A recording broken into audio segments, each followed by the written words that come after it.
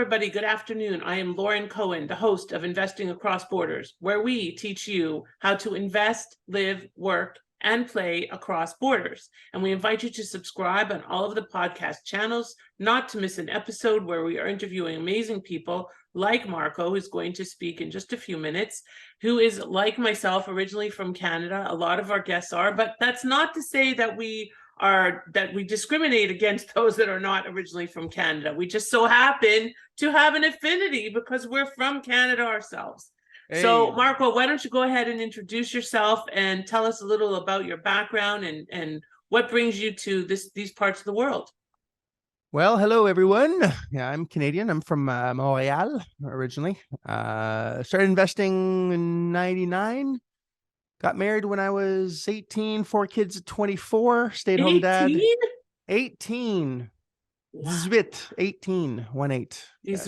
Oui, je sais. 18, yes. I was a stay-at-home dad and was totally cool with it until I wasn't cool with it because we're having financial problems. And as you know, when you're married and you have 4 kids and there's financial problems, you know what the number one cause of divorce is?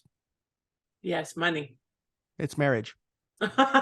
Right, that's true. Isn't that the truth? Good one.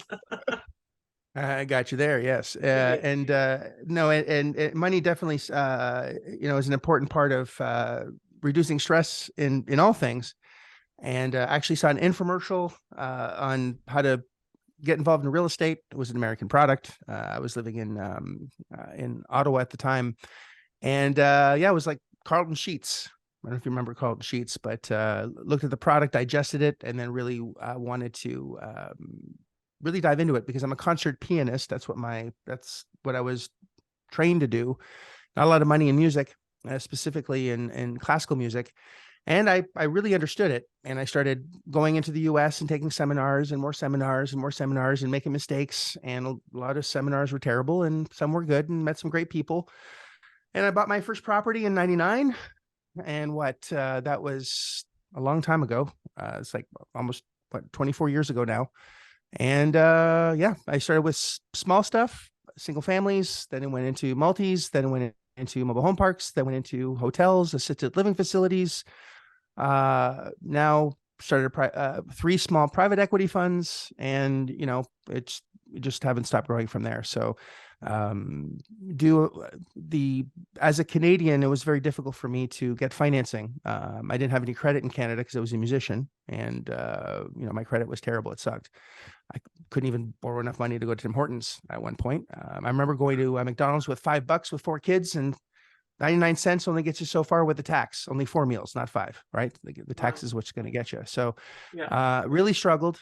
And really my big why was taking care of my family and really being able to support them and go really be able to do the things I wanted to do with them and be present for them as a dad. That was the most important thing for me. So when we're really out of money, you have a choice. You get a job and mortgage your time and never see your kids and your family, which wasn't an option for me, or find a way to get passive recurring income, which was really the journey that I decided to go into. But I started small, like I said, in single families. Where did you start initially? My first property was in Syracuse, New York. Syracuse, got it. And I bought that property for $34,000. And I looked on Zillow not too long ago, and it's still worth $34,000. That is a crazy story. You don't hear that. Yeah. Definitely not here in South Florida or Orlando for that matter. No, I know it was. Or Montreal. Or anywhere, right? Or you can't buy a property anywhere in the U.S. In Canada, you can't buy an outhouse for $34,000. Right. Right. So, pretty funny. But yeah, that was the first deal I did. And, once you do one, then you want to do more. It's kind of like sex. Once you do it once, you want to keep going. So it's, that's why I have 4 kids, but that's a story for another day. By the way, I don't know if I'm allowed to be playful here or not. You can be playful. This is a playful podcast. Well, I know a lot of Canadians just don't know how to be playful, but it is what I'm just kidding. Truth. So, so I started getting then I went into luxury property actually before I really got into multifamily. I did really big stuff. I flipped mansions. I noticed I didn't like to do what everyone else did. So a lot of people were doing the smaller stuff, and I was like, I want to do something bigger. The bigger dollars you play with, the more stick to you, right? So did some luxury flips, did very well, and started making a lot of money, got divorced, moved to Las Vegas, got remarried. And in 2007, 8, when the crash happened, I had amassed about $11 million in cash. That's US, by the way, which is 100 million Canadian. Austin As Powers, I as recognize that I everywhere. There you go. as Mike Myers, another Canadian. Whoop Exactly. whoop, represent. So, and at that time, I had really mastered what's called asset-based lending. And asset-based lending is not credit-based lending, but on the actual asset itself. So if you get the right asset at the right price, there are lenders that will lend you 100% of what you need to buy it, because what's credit worthy is the deal, not you. Right. And I got really good at that. And there wasn't that many options back in the day, but as we'll get to that if we have time.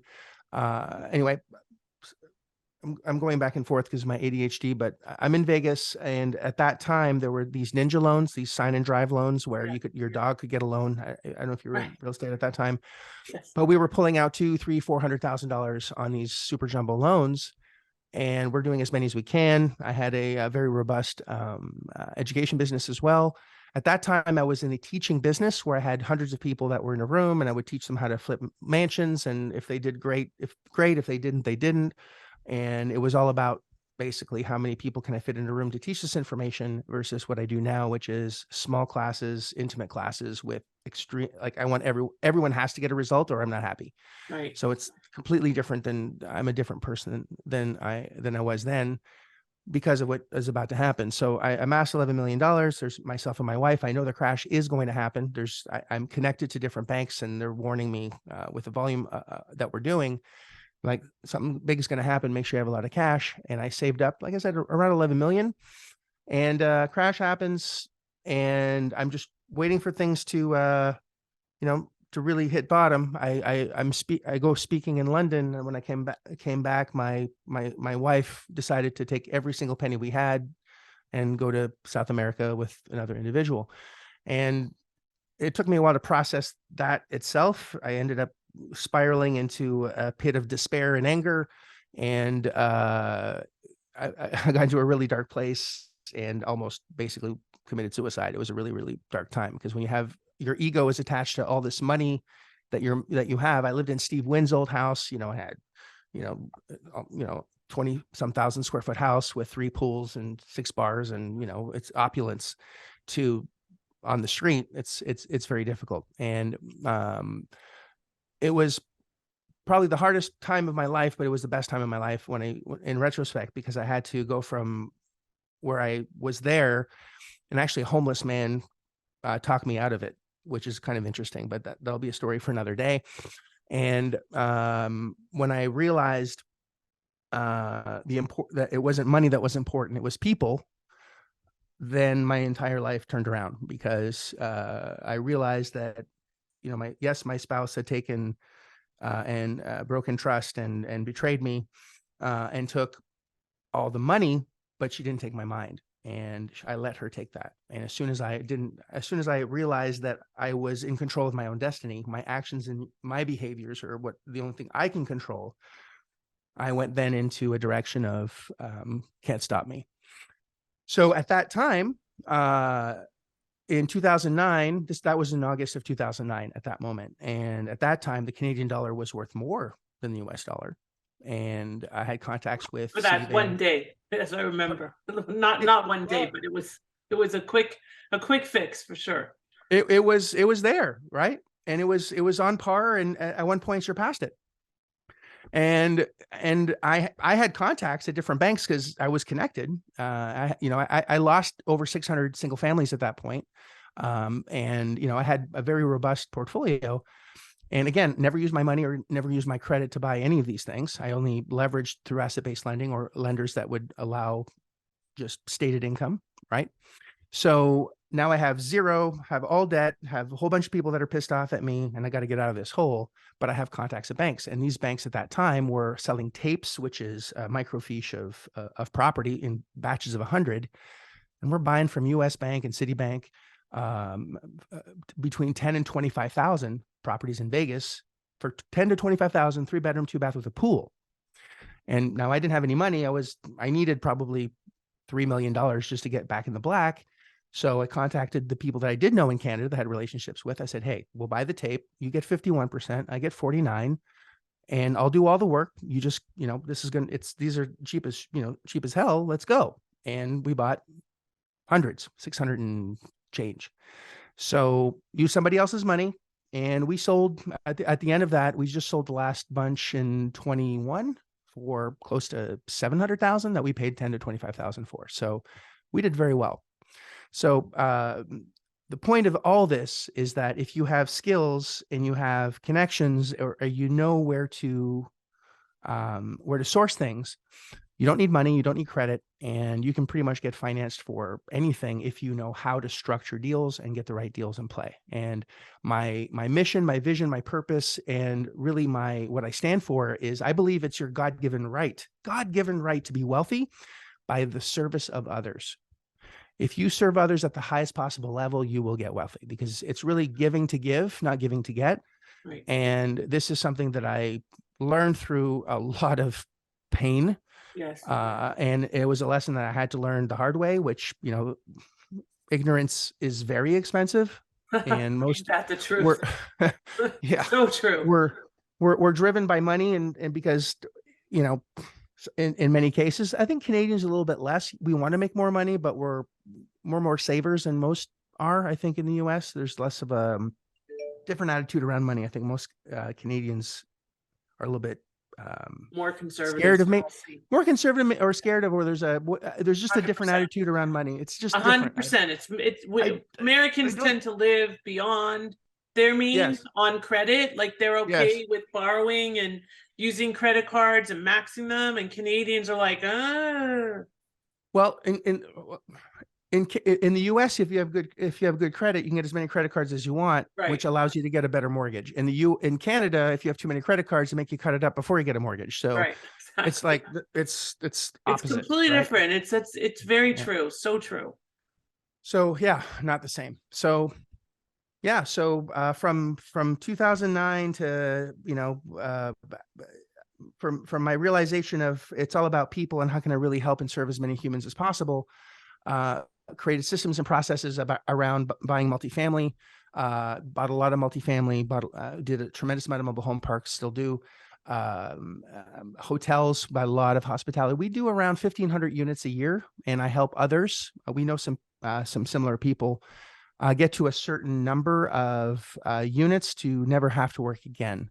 Whether you're Canadian or you live in South America or Asia, it doesn't matter. I have students from all over the world.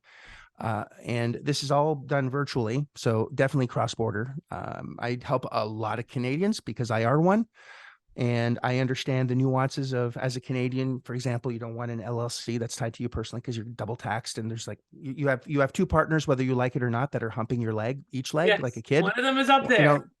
The IRS, CRA, and the Murphy. Those are the two things you have to always account for. So if you structure your opportunities with those two partners in mind, you're going to do extremely well. And I'm only good at 7 things. 7. That's it. I've identified 7 things I'm pretty good at. And one thing that I am good at is making things that seem pretty complex very simple. And I have a very simple process to help anyone that really applies themselves and wants to learn the mechanics of how to really serve another human being that has a piece of property for sale for one of the 5 Ds, which is divorce, death, displacement, death, and debt. Divorce, death. There's debt. Oh, debt. Debt. Yeah. So I know debt. Some people are in so much debt they wish they were dead. 94% of lawsuits, especially these days. Shit, yeah. So 94% of the lawsuits in the world are in the U.S., right? So there's a lot of lawsuits, which is. I tell people all the time, Marco, because Canadians are not like, they're like, oh, we don't need this and this, but you do, because if you're investing in the US, people are going to sue you. It's just they're gonna. Well, the person at McDonald's got a hot cup of coffee. Exactly. It would never happen. It was hot. It was hot. They'd say, "Oh, sorry, I'm sorry, I dropped the coffee." Instead, they'd apologize to the person. That's crazy. She sued McDonald's for $5 million in one for drinking coffee out of the wrong hole. That's true. Yeah. You know, it is what You're it is. speaking my language, my friend. There you go. Well, we both are Canadians, right? I live So in America. I live in and I wouldn't have it any other way. You know, Right. I don't want to pay, you know, I bought a piece of property 4 years ago, right place, right time. And anyway, there's a $4 million gain on it in Canada. This is Canadian. I don't buy very many properties in Canada, but like I said, I was just at the right place at the right time. It was just luck. It was not skill. I cannot take credit for that. And the capital gains is 50%. And I couldn't believe it because I'm so used to doing 1031s here and doing things where you're deferring tax. And when I saw a 50% capital gain, I'm like, I'm never selling this at all, ever. Like, it's just not, I don't need the money. So I'm just going to not sell it. It's ridiculous. So, yeah. So anyway, the US is designed for you to keep as much money as possible if you know how to do it. And in Canada, you know, unless I'm mistaken, it's designed for you to lose as much money as possible and stay exactly where you are. Because the more money you make, the more taxes you have to pay. Because I actually I mentor a pilot for Air Canada. And I don't know if, you know, most people have flown Air Canada. You know, their motto is, we're not happy until you're not happy. That's usually how it I works. love it. And yeah, he got a raise. You know, after so many years, he got a raise, but he actually takes home less money because he's now in a higher Giving it to the tax government, situation, to the which CRA. blew his. And I'm like, well, don't take the raise. They don't have a choice. They have to. It's union. So he was really, really upset, which is why I'm working with him, because he wants to, you know, Right. Find get another a, you way. know, find another way. Yeah. Yeah. So, yeah. So in this market cycle, I'm not sure when this is going to be broadcast, but right now we're in a 2-year market cycle where there's, and a lot of Canadians or even Americans don't know this, that all debt can be taken over. Legal, like you can take over debt. Not necessarily, I don't want you to assume it, nor do I want you to, because that's taking responsibility for it. And if you're Canadian or, you know, from Africa, you don't have a social anyway, and you don't want to put that risk onto your plate. But you can structure deals where you can take over debt. Like, we just got a property with 2.6% interest on it, with and there's only 9 years left on the mortgage, on a 15-year mortgage. So you're in as which means that we're paying really low payments on a, you know, there's no way that anyone can get any or under 3% mortgage at all. It's not going to happen in this market cycle, because prime is, you know, almost 8. So if you understand how to either get new debt, which does not need your money or credit, and you understand how to take over existing debt, which doesn't need money or credit because the borrower has already signed off on it, and understand how to structure it where it's not hurting the seller, and there's no due on sale clause that's going to be triggered, because this is what I've really focused on in the last 24 years, is how to leverage either new or existing debt to buy as many assets as possible. And we do, like I said, about 1,500 a year. That's not a bad clip in any economy. In 2020, we sold over 1,000 units and we bought 3,000. So we sold things at the highest price we could, and we bought, you know, a lot of discounted assets as well. So we're constantly buying. I don't sell a lot, but when the market's hot, that's when you want to sell. I want to be cashed up, which is Right. for what's happening right now. So yeah. So that was a long intro, and I don't know if that was boring as hell, you know, at all, but No, I there you think go. I think that everybody learned a lot from this. Like it's great. You have so many great ideas, and you've been through so many different things. At the end of the day, I think the important thing is knowing that there's an opportunity for people, no matter where they are or what their financial status is, to build something. And that's what we teach them how to do, and access real estate and other investment opportunities in the US. Marco, we could be talking for hours. Unfortunately, we can't, just because I have actually movers on their way here.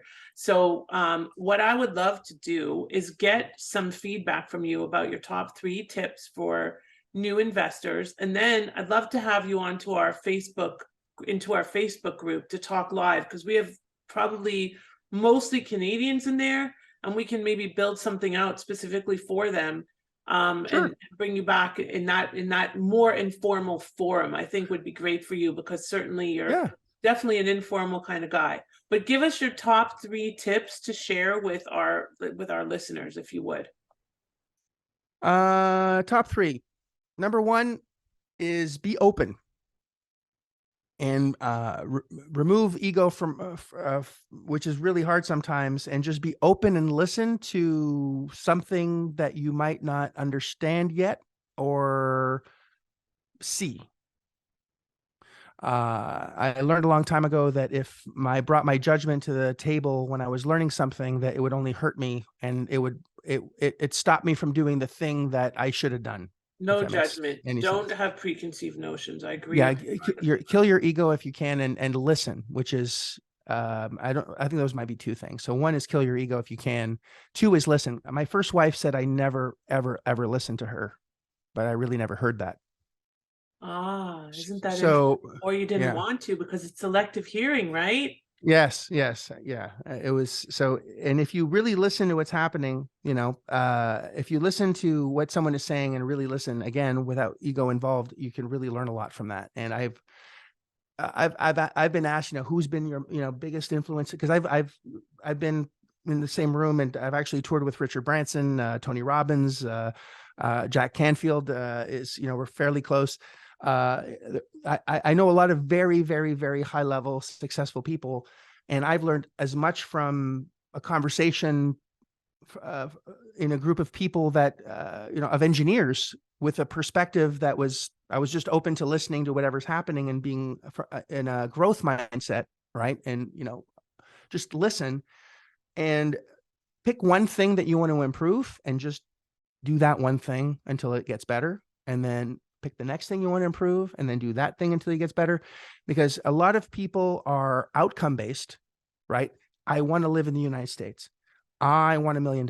I want this. You want the end result, which I get, right? But there's tasks that have to happen to get there. And if you're objective oriented only and not task oriented, you'll never get to your objective.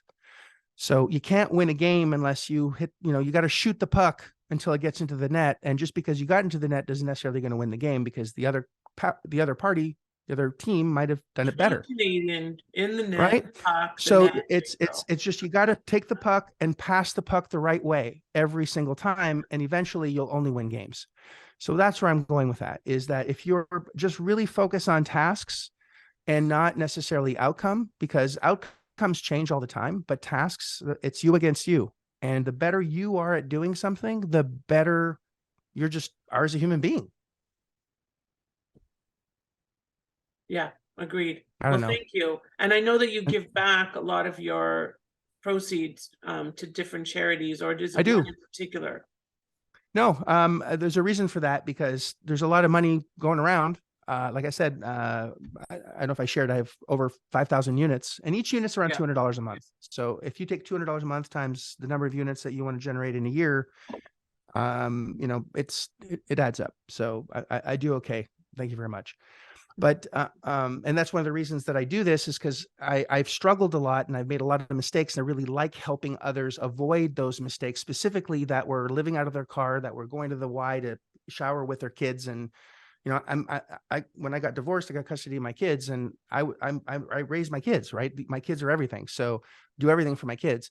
And when you're homeless and have no money, and you want to help, your family, and you're in a position where, you just need someone to give you something to go to the next step, that just doesn't want to take from you, right? There's always, you have to pay something to get something. Nothing in life is free, because if you don't pay for it, you don't appreciate it. Number one, whether you won't pay money attention or something, that's 100% true. You'll either pay for it, up front, or in your lifestyle. That's it. There's always a cost to pay for anything. You have to give up something to get something. Absolutely. That's called life. Consideration in the legal terminology. You have to give to get, and you have to give also, and you have to come from a true heart-centered place. And if you're giving to see what you get, that's never going to work. It's never going to work. They're gonna have your number, and it's never going to work. And you're not doing it for the right intent. It's not about money. It's about people. And if you're really serving to serve, the universe will automatically take care of you. However, shift your and I don't want to get too wooey, but to that giving mindset, and everything will come together for you. Yes. So Yeah. So I don't know. If you want, I love helping people so they don't have to go through the shit that I had to go through. And it's nice to see someone, and we know some of the same people that were at one place and completely changed their 100%. their course of their lives.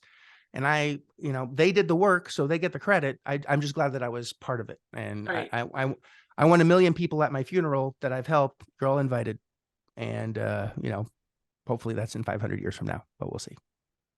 As they say in Judaism, you should live till 120. So I think that's enough for me because I don't really want to look old, Well, I don't mind looking old. I just want to still be able to, function. Right, stuff. exactly. I know. Let's not get into the details. I got it. I got you. Marco, it's truly a pleasure to finally meet you. When I'm up in Orlando or when you're down here, we'll have a drink together or break some bread. Even though I'm on keto, so I'm not really eating bread, but that's another story. Well, but it's so great to meet you, and I look forward to collaborating with you and a lot of future opportunities. I will connect you with my team so we can get you onto our Facebook group and everything like that. I wish everybody a wonderful day, a wonderful rest of your day. Please reach out to Marco. He can be found on social media. What's the best way to reach you? my Instagram is marco.kozlowski. My Facebook, I believe, is the same. Man, I have a team that does I don't go on social at all. So Okay. I feel like the village idiot right now. That's not one of the 7 things I'm good at. Not one of the 7 things right there. Yeah, there you go. We'll be putting it in the show notes. And thank you again. I'm Lauren Cohen signing off from the Investing Across Borders podcast, where we teach you how to invest, live, work, and play across borders so that you can accomplish your goals just like Marco has in the US. And we look forward to connecting with each and every one of you and helping you to achieve your goals. And please do come to one of our upcoming masterclasses. Marco would love to have you there, investingacrossborders.net/masterclass. You can see the scope of what we do, and I'll share that with you by text. And thank you again. It's a pleasure, everybody. Take care and subscribe to our podcast. Thanks so much. Take good care, everybody. Bye for now. Thank you.